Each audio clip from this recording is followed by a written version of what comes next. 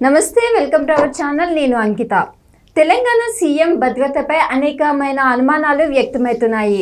అయితే అసలు ఆయనకు కొంతమంది రెక్కి చేస్తున్నట్లు తెలుస్తుంది. అసలు సీఎం రేవంత్ రెడ్డికి ఎందుకు ప్రమాదం ముంచుకొస్తుంది అన్న విషయంపై డిస్కస్ చేయడానికి నాతో పాటు సీనియర్ జర్నలిస్ట్ సిఎస్ఆర్ ఉన్నారు. ఆయనతో మాట్లాడదాం.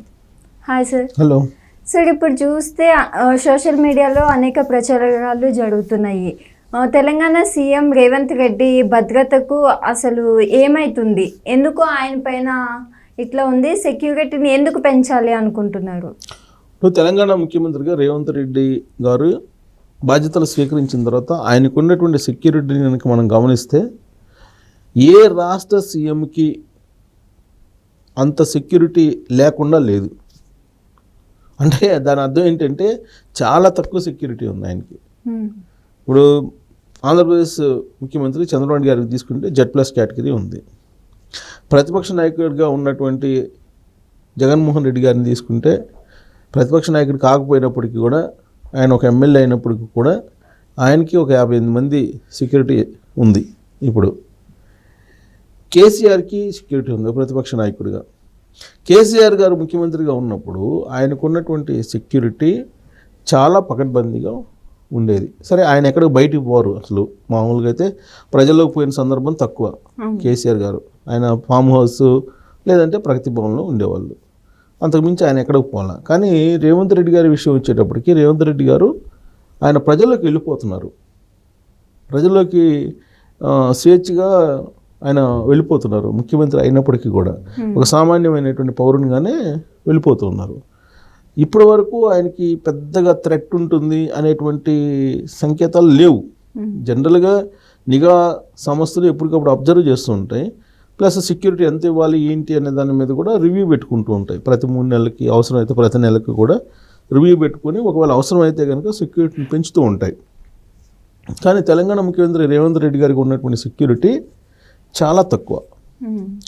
ఇప్పుడు ఆయనకి పెంచాల్సిన అవసరం ఉందా అని అంటే కొన్ని సంఘటనలు కనుక మనం గమనిస్తే ఆ సంఘటనలను బేస్ చేసుకొని ఖచ్చితంగా ఆయన సెక్యూరిటీ పెంచాల్సిన అవసరం ఉంది, లేదంటే ఆయనకు ప్రమాదం పొంచి ఉంది అనేటువంటి అభిప్రాయానికి పోలీసులే వస్తూ ఉన్నారు. దానికి కారణం ఏంటంటే ఇటీవల జరిగినటువంటి ఒక మీటింగు, అది జర్నలిస్టులకు సంబంధించినటువంటి మీటింగ్ కాబట్టి దానికి నేను కూడా అటెండ్ కావడం జరిగింది. ఆ మీటింగ్లో దాదాపుగా 1100 మంది జర్నలిస్టులు, వాళ్ళ ఫ్యామిలీలు అందరూ పార్టిసిపేట్ చేశారు. రవీంద్ర భారతిలో జరిగింది. అది జర్నలిస్టు సంఘానికి స్థలాలు ఇచ్చేటువంటి కార్యక్రమం. ఆ కార్యక్రమం చాలా అత్యంత ఆర్భాటంగా ఎన్టీఆర్ వాళ్ళు కండక్ట్ చేశారు. చాలా బాగా జరిగింది ఫంక్షన్. అంతా అయిపోయింది. అంతా అయిపోయిన తర్వాత కొంతమంది ముఖ్యమంత్రి రేవంత్ రెడ్డి గారి దగ్గరికి దూసుకొచ్చారు. ఆ దూసుకొచ్చినటువంటి వాళ్ళల్లో జర్నలిస్టులు ఉన్నారు, నాన్ జర్నలిస్టులు కూడా ఉన్నారు. వాళ్ళల్లో ఉన్నటువంటి నాన్ జర్నలిస్టులు, అన్నోన్ పర్సన్స్ ఒకళ్ళిద్దరు కనిపించారు.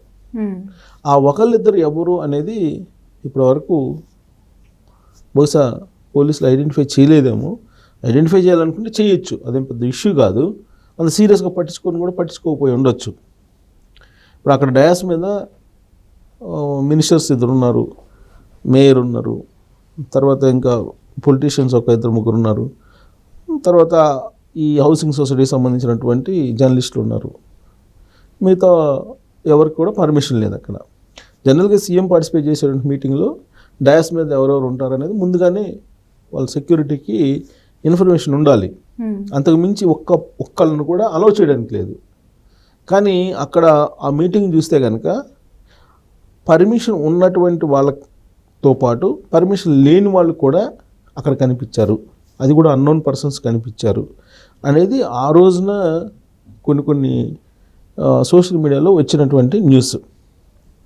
సో కాబట్టి సెక్యూరిటీ పెంచాలి ఆయనకి, సీఎంకి, రేవంత్ రెడ్డి గారికి అనేది ఆ రోజు జరిగినటువంటి సంఘటనను బట్టి కొంత పోలీసులు కూడా భావించినట్టు తెలుస్తుంది. ప్లస్ నిఘా వర్గాలు కూడా ఇప్పుడు ఆయనకి సెక్యూరిటీని పెంచాల్సినటువంటి అవసరం ఉంది.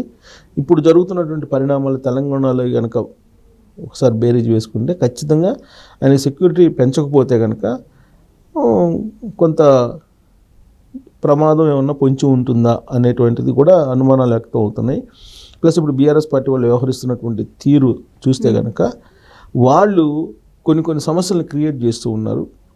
గతంలోనేమో స్టూడెంట్స్కి సంబంధించి వాళ్ళు స్టూడెంట్స్ని అందరినీ కూడా యూనివర్సిటీలకు వెళ్ళి రెచ్చగొట్టారు ప్రభుత్వం మీద, ఉద్యోగాల విషయంలో వాయిదా వేయాలని చెప్పే ఉద్దేశంతో కొంత రెచ్చగొట్టారు. ఆ తర్వాత అది సెటరైట్ అయిపోయింది. ఆ తర్వాత కొంతమంది రైతులను రెచ్చగొట్టారు. రైతు రుణమాఫీ అనేది కాలేదని చెప్పి కొంతమంది రైతులను రెచ్చగొట్టే ప్రయత్నం చేశారు. ఆ తర్వాత జరిగినటువంటి కొన్ని పరిణామాలను కనుక తీసుకుంటే కనుక, తాజాగా జరిగినటువంటి పరిణామం తీసుకుంటే కనుక, కౌశిక్ రెడ్డిది, గాంధీది, ఇద్దరిది తీసుకుంటే వాళ్ళిద్దరూ బీఆర్ఎస్ పార్టీ అయినప్పటికీ కూడా వాళ్ళు చేసినటువంటి రాద్ధాంతం ఏదైతే ఉందో అదంతా చూసిన తర్వాత ఖచ్చితంగా ముఖ్యమంత్రి రేవంత్ రెడ్డి గారికి భద్రతను పెంచాల్సిన అవసరం ఉంది అనేది పోలీసులు ఇప్పుడు ఒక నిర్ణయానికి, ఒక అభిప్రాయానికి వచ్చినట్టు తెలుస్తుంది. వీటన్నిటికంటే కూడా హైదరాబాదులో చెరువులను ఆక్రమించినటువంటి వ్యవహారం, బఫర్ జోన్లో FTLలో కూడా ఆక్యుపై చేసినటువంటి వాళ్ళు చాలామంది బడాబాబులు, పెద్ద పెద్ద వాళ్ళు ఉన్నారు. పెద్ద పెద్ద లీడర్లు ఉన్నారు, కొంతమంది రౌడీ షీటర్లు ఉన్నారు, కొంతమంది ఇంకా అండర్ వరల్డ్ డాన్స్ తోటి కొంత సంబంధాలు ఉన్నటువంటి బలమైనటువంటి వాళ్ళు కూడా ఉన్నారు. ఇలా చెప్పుకుంటూ ఉన్నారు. సో హైడ్రా ఎక్కడ కాంప్రమైజ్ కావట్లా. హైడ్రా అనేది రేవంత్ రెడ్డి బ్రెయిన్ నుంచి వచ్చినటువంటి ఐడియా అని చెప్పి అంటుంటారు. సో హైడ్రాని ఏదో ఒక రకంగా ఆపాలని కోర్టుకు కూడా వెళ్ళారు. బట్ కోర్టు నో అని చెప్పింది. సో చెరువులను కాపాడేటువంటి ప్రయత్నం చేస్తున్నప్పుడు అడ్డుపడకూడదు అనేటువంటి ఉద్దేశంతో హైకోర్టు కూడా గ్రీన్ సిగ్నల్ ఇచ్చింది హైడ్రాకి. సో కాబట్టి రాబోయేటువంటి రోజుల్లో హైడ్రా చాలా వేగంగా ఈ ఆక్రమణ కూల్చివేత దిశగా వెళ్తుంది. బుల్డోజర్లు చాలా వేగంగా పరిగెడతాయి అనేది చాలా క్లియర్గా అర్థమవుతుంది. సో ఇప్పటి వరకు వాళ్ళు కొన్ని ఆక్రమణలు కూల్చేశారు. ఆ కూల్చివేత సందర్భంగా అనేక మంది నిరాశ్రయులయ్యారు. వాస్తవంగా పేదవాళ్ళు ఇప్పుడు ఎన్కన్వెన్షన్ కూల్చేశారంటే అక్కడేమి ఎవరు ఉండరు. అలాగే కొన్ని జైబేరీకి సంబంధించినట్టు కొన్ని ఆక్యుపేషన్స్ తొలగించారంటే అక్కడేమి ఉండరు. అలా కాకుండా రోడ్ల మీద అటు ఇరువైపులా ఉండేటువంటి వాళ్ళు, లేదా చెరువుల్ని ఖాళీ స్థలాలు ఉన్న దగ్గర అక్కడ గుడిసెలు వేసుకున్నటువంటి వాళ్ళు, చిన్న చిన్న వాళ్ళని తొలగించారు.